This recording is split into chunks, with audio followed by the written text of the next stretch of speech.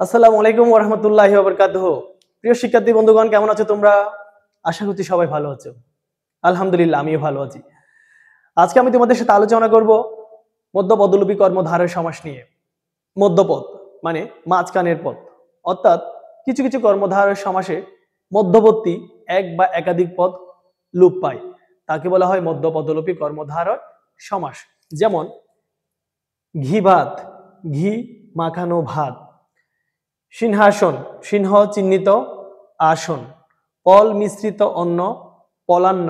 পল শব্দের অর্থ হলো মাংস। ধর্ম রক্ষার্থে যে ঘট, ধর্মঘট।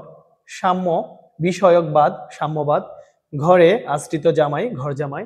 বিজয় নির্দেশক পতাকা, বিজয় পতাকা। হাতে পড়া হয় যে ঘড়ি, হাত ঘড়ি। প্রীতি সূচক উপহার, প্রীতি উপহার। স্মৃতি সূচক শোধ, স্মৃতিশোধ। কিংবা স্মৃতি রক্ষার্থে শোধ, স্মৃতিশোধ। বাষ্প চালিত যান, বাষ্পযান। এখানে ব্যাস বাক্যে সবগুলো থেকে মধ্যবর্তী এক বা একাধিক পদ লোপ পেয়ে এই সমাসগুলো গঠিত হয়েছে, এই সমস্ত পদগুলো গঠিত হয়েছে।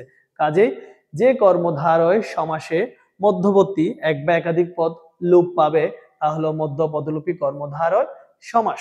তোমাদের ব্যাস বাক্যগুলো জানা থাকতে হবে, কারণ পরীক্ষায় থাকবে সমস্ত পদ দেখে তোমাকে নির্ণয় করতে হবে নিচের কোনটি মধ্যপদলোপী কর্মধারয় সমাস। মনে করো সেখানে থাকতে পারে পলান্ন, তখন তোমাকে এটা মুখস্থ জানতে হবে, পল মিশ্রিত অন্য, পলান্ন। ব্যাস বাক্যগুলো জানা থাকতে হবে। তোমাদের পাঠ্য বইতে কয়েকটি ব্যাস বাক্য রয়েছে, উদাহরণ রয়েছে। আমি তোমাদের বোঝার সুবিধার্থে পরীক্ষায় পাঠ্য বইয়ের বাইরে যদি আসে তাহলে কিভাবে লিখবে, কিভাবে এমসিকিউ দাগাবে, সেজন্য আমি তোমাদের বাড়তি সঠিক উত্তর, বাড়তি উদাহরণ দিয়ে তোমাদের বুঝিয়ে দেওয়ার চেষ্টা করেছি। আশা করছি তোমরা মধ্যপদলোপী কর্মধারয় সমাস নির্ণয় করতে পারবে।